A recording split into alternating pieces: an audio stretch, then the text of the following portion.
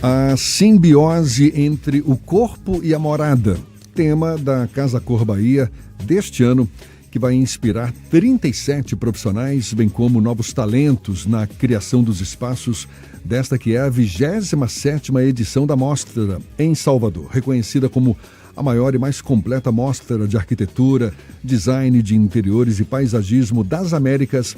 A Casa Cor, que vai ser realizada a partir de quinta-feira agora até 24 de setembro, reúne arquitetos, designers de interiores e paisagistas.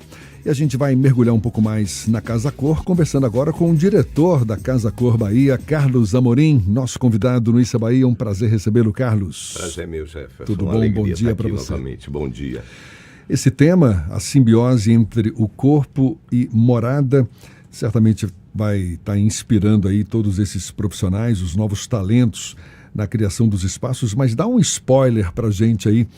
O que vai estar sendo explorado na mostra deste ano? Quais as principais expectativas em relação às interpretações dos arquitetos, designers de interiores, paisagistas participantes, Carlos? A ideia para a Casa Cor é de que a gente viveu um tempo muito especial depois do fim da pandemia.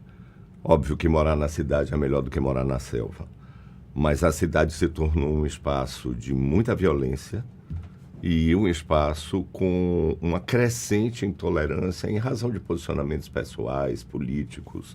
As pessoas tiveram uma piora sensível nas suas relações interpessoais depois dos episódios que a gente viveu muito recentemente com o vírus do Covid-19. E a casa passou a ser vista como um espaço de cura também, mas um espaço de proteção, uma verdadeira extensão da pele que nos protege, que protege o nosso corpo, uma extensão, portanto, do nosso corpo. Não um castelo, nada disso. A gente tem visto até nos projetos recentes alguma gentileza urbana, edifícios e condomínios que propiciam áreas de uso comum com a vizinhança, e a casa como um lugar fechado, um lugar seguro, onde o indivíduo consegue se relacionar do jeito que ele quer, com o que ele quer. A gente viu no início da década de 2020, que a internet, a web e tal, ela tinha fechado muito os relacionamentos. As plantas das casas se abriram. Passou a ser muito comum derrubar todas as paredes e criar espaços para que as pessoas pelo menos tivessem algum contato visual. Hoje isso se tornou um pouco mais agudo, embora as moradias tenham reduzido de tamanho. Nos condomínios e edifícios é possível ver situações em que você tem muitas áreas de uso comum para todos os moradores. E esse conceito da cidade em que você pode fazer tudo em 15 minutos, ou seja, voltar a vida para uma certa praticidade de andar a pé para fazer as coisas e tal, foi incorporado na Casa Cor de uma maneira brilhante. Essa provavelmente é a nossa maior edição de todos os tempos. Com certeza, eu acho que é a melhor que a gente já fez. A casa é icônica, é uma casa projetada por Ivan Smashevski, que é um dos arquitetos mais premiados da Bahia, e os interiores, à época, foram feitos por Davi Bastos, que é um nome internacional. E nós construímos ainda 9 unidades, com tecnologias avançadas, tecnologias construtivas avançadas, e uso de material também muito tecnológico, vidros, novos tipos de drywall, etc. De modo que quem for à Casa Cor vai ver muitas tendências, não apenas na área de design de interiores, mas sobretudo na área construtiva. Esse conceito que você descreve, fazendo essa relação de corpo e morada, a morada como uma extensão do corpo, é algo colocado como uma sugestão de tendência para se adaptar melhor a nossa moradia a essa realidade, principalmente essa realidade pós-Covid, ou algo já perceptível no mercado? Eu acho que é sintoma mesmo, é algo perceptível. Os empreendimentos diminuíram muito de tamanho. Entretanto, há muita tecnologia embarcada na maioria dos novos empreendimentos. O mercado vive uma fase de aquecimento. Se projetava isso para 2 anos, hoje já se pensa em 4 anos. E a depender do que se faça com isso, lembrando, como parêntese, que Casa Cor é um evento da área de economia. Casa Cor não é entretenimento, embora tenha entretenimento. Então, eu acho que é um sintoma mesmo. As pessoas estão buscando isso. Durante a pandemia foi uma constatação um pouco obsessiva de que a casa não era confortável, que a casa faltava isso, faltava aquilo, ou que tinha uma mancha na parede que sempre esteve ali, mas passou a lhe incomodar absurdamente e você não tinha como resolver. Então, esse desconforto com voltar-se para dentro de casa e não ter aonde se expandir, aglomerar, fugir um pouco, um certo escapismo da sua própria realidade. Fazer da morada um bem-estar, não é? Espaço de obrigou as pessoas a isso. Obrigou uma certa... um certo apego à memória, porque um outro episódio que a gente vinha experimentando nos últimos anos é o desaparecimento dos antiquários. No Brasil inteiro, os grandes antiquários estavam fechando suas portas e guardando suas coleções, porque justamente as pessoas não buscavam mais ter mobiliários que evocassem, mesmo que não fosse de pertencimento próprio, mas que evocassem memórias afetivas e tal, perfeito, ligadas à sua própria família e à sua história. E com esse episódio agora, nesse momento, a gente tem sentido a volta da memória para dentro do espaço da moradia. Carlos, não sei se acho que também por efeito da pandemia, muita gente passou a ou deslocar a moradia para o interior, e você falar, é melhor morar na cidade do que no desconforto da selva. Por exemplo, estão surgindo muitos empreendimentos na Chapada Diamantina, Mucugê, aí no embalo aí das vinícolas, novos atrativos turísticos para lá. Esse conceito dessa casa como extensão da sua pele, do seu corpo, ele se aplica também a quem buscou uma outra forma de vida, Eu acho que o movimento da segunda casa, da segunda residência, ele foi muito importante. Ele existe como conceito no mundo todo. Não é? Você tem pessoas que moram na Suécia, a segunda residência é na Polinésia, ou na Ásia, ou no Brasil. Dando um exemplo, mas são muitos. E acho que o conceito da segunda casa, ele sempre existiu, agora um pouco mais agudo. As pessoas pensam em ter uma segunda casa. Entretanto, misturando o home office com a sua atividade cotidiana, me parece que há uma tendência... juntar as duas coisas. Eu acho. Ninguém tem escritório em casa. É muito difícil ouvir uma pessoa dizer, eu estava no meu escritório. E todo mundo que podia tinha um espaço para trabalhar que chamava de escritório, dentro de casa. Lembrando que a gente fala aqui de apropriações econômicas, de tendência, de alta tecnologia, tudo é muito caro. Mas Casa Cor não é um circo de exibição de coisas caras. Casa Cor é um lugar onde você pode sonhar com coisas... Eu te perguntar isso, mal comparando, é como alguém que vai a um desfile de alta costura e você vê referências que você pode trazer para... Exato, exatamente. Com a vantagem de que, embora seja um evento efêmero, o desfile de alta costura ele é como a chama de um fósforo, ele acontece e acaba.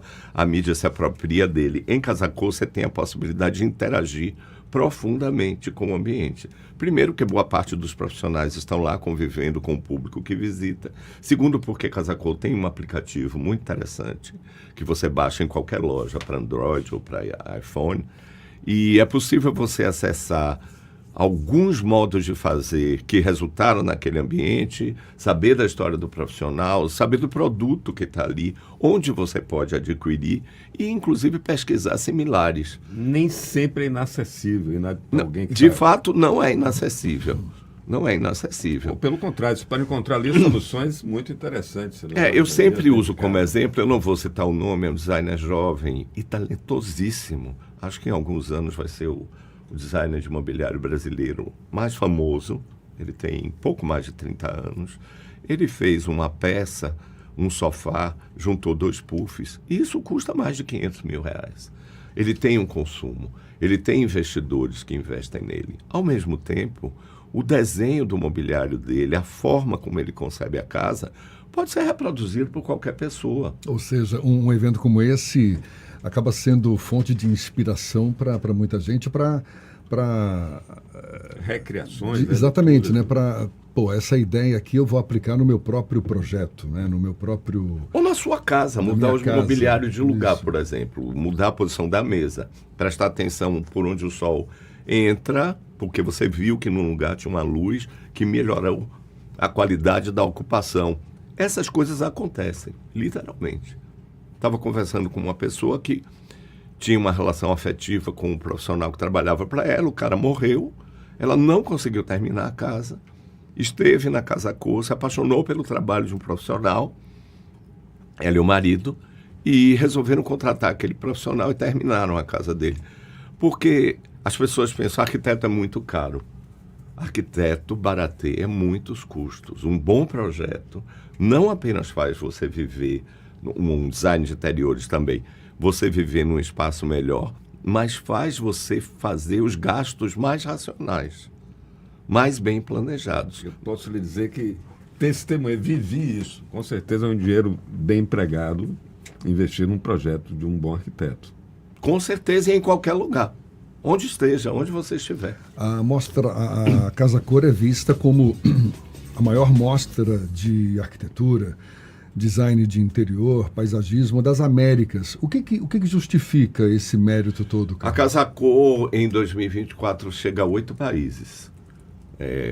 Brasil, Peru, Bolívia, Colômbia, Chile, Argentina, Paraguai e Estados Unidos. É um processo de expansão natural. E Casa Cor é uma invenção brasileira. Casa Cor, no segmento, é uma jabuticaba. É uma franquia? Só tem no Brasil, uma franquia nacional. Uma franquia. Que domina o mercado brasileiro. Ela está em 18 grandes cidades, a maioria das capitais. Agora mais do que 18, porque chegamos a Teresina, a Cuiabá, e é mais uma cidade, mais uma capital agora que eu não me recordo. Então a gente cobre todo o Centro-Oeste, Sul, Sudeste e parte do Nordeste. Nós temos 4 eventos permanentes no Nordeste, Bahia, Sergipe, Pernambuco e Ceará, 2 que são bienais, João Pessoa e Natal, e agora chegamos a Teresina. Acho que só nos falta São Luís. Queria que você aproveitasse nossa audiência para convidar o público a comparecer. Começa na quinta-feira agora. Aliás, amanhã é para convidados. Amanhã é para convidados, é um evento de confraternização, porque o trabalho é exaustivo. São, na verdade, 7 meses que incluem a mostra, 2 meses, 2 meses de obra e mais 3 meses de planejamento exaustivo. E a mostra vai até dia 24 de setembro, isso, não é isso? A gente abre de quarta a sexta com ingressos a R$80, com todas aquelas imposições legais para a minha entrada, tudo é respeitado, é inteiramente acessível, tem espaços preparados e é muito inclusiva, tem espaços preparados para pessoas com deficiência visual severa, muito altas, muito baixas, muito gordas, pessoas do espectro autista, tem ações específicas para isso. Né? É muito inclusivo. De quarta a sexta, o ingresso custa R$80 com meia. Sábados e domingos e feriados, ele custa R$90. De terça a sexta, a Casa Cor abre às 16 horas, fecha às 22. Nos sábados, ela abre às 13 horas e fecha às 22. No domingo, das 13 às 21 horas. Nós temos um parque de entretenimento, Jefferson, grande. É um bar, um wine bar, uma cozinha funcional gourmet que vai trazer muitos chefes, a Coffee Town, um restaurante, o DOC, e o grande centro do entretenimento de Casa Cor. Nós pegamos uma piscina dos anos 80, que não respeitava nenhuma dessas regras atuais de profundidade, nem nada disso. Uma piscina gigantesca, com 1,70 m de profundidade. Hoje o limite é 1,40 m, e transformamos numa boate. Então nela tem uma boate e um bar. Que massa. E um aquário invertido. E dessa vez é ali na Alameda dos Sombreiros. 440, no Caminho das Árvores, comemorando 50 anos do loteamento. Maravilha. Carlos, parabéns, sucesso com mais essa edição da Casa Cor. Carlos Amorim, diretor da Casa Cor, esse sucesso aí de projeto, né? de iniciativa voltada para arquitetura, design de interiores e paisagismo. Vida longa. Um abraço, até uma próxima, Carlos. Prazer estar aqui. Muito obrigado a vocês. Um abraço. Agora, 8h50 na tarde firme.